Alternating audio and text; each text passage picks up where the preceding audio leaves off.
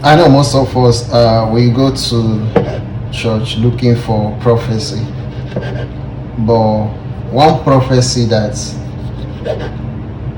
I'm 100% sure that is gonna work is that if you fail to have a plan, and even if you have a plan and you fail to stick to the plan and stay disciplined to the plan in order to execute those plans, you will remain the same person you were in 2025, in this same 2026.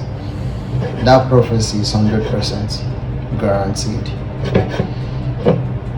So even if you go to church and sleep and pray, and fast, it will just be that way.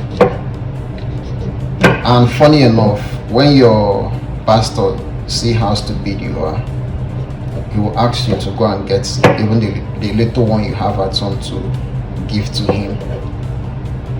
You understand? And come to think of it, if you think God will bless you without doing anything, your pastor is the number one, who's supposed to be number one, closer to God. Why is it that God is not giving him everything he wanted to survive without him doing anything? That he needs to not depend on what you give him to survive.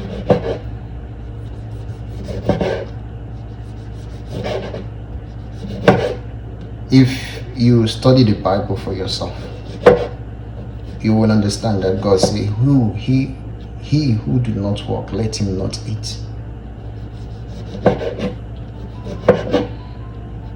And you must plan and commit those plans in God's hand and work towards it with faith. And you see things change. But if you don't, then it's a 100% prophecy that you will remain the same person, no matter what you do.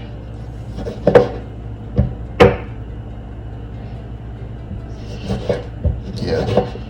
So that's why some of you, if you're opportune to have a good church leader or a pastor, you will see that such pastors, they have their work outside, apart from church. They do other things, and they will also advise you to work and not to spend all your time in the church praying and fasting. Ecclesiastes said there is time for everything, right? And it's high time you start reading the Bible to understand it for yourself. If you're married today, you know your spouse so well, more than your pastor knows your spouse, because you've taken time to study your spouse, right? That is relationship. And if you want to know God, you need to take time to study God to the point that you know God more than how your pastor is even explaining the relationship to you. So that's very important. But these days we depend on our pastors to know and understand our relationship with God. It's not bad if you have a good pastor, but it's very bad if you are unfortunate to fall into the hand of the fake ones. They will mislead you, and they will use you to enrich themselves. Even the little you have will be taken from you.